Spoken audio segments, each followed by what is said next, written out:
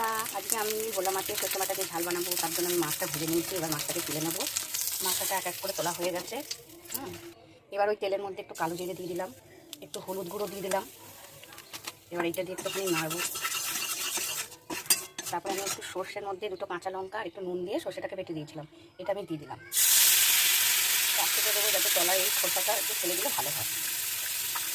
কিছুটা একটু ফুটলে একটু ফুটুক, আমি নেড়ে টেড়ে দিয়েছি। এর মধ্যে আমার লঙ্কা নুন সব দেওয়া আছে। আপনারা লাগলে পরে একটু পরিমাণ মতো এর মধ্যে নুনও দিয়ে দিতে পারেন।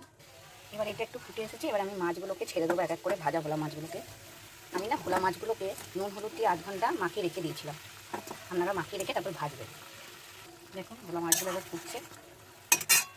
মাছটা ফুটছে, এর মধ্যে একটুখানি কাঁচা সর্ষের তেল দিয়ে দিলাম একটু। মাছটা ফুটে এবার তেল বেরিয়ে গেছে। এবার একটু ধনে পাতা দিয়ে মাছটা নামিয়ে দেবো। দিয়ে দিই। দেখুন বন্ধুরা, আমি এটা নামিয়ে নিয়েছি। আমার ভোলা মাছের রেসিপি রেডি।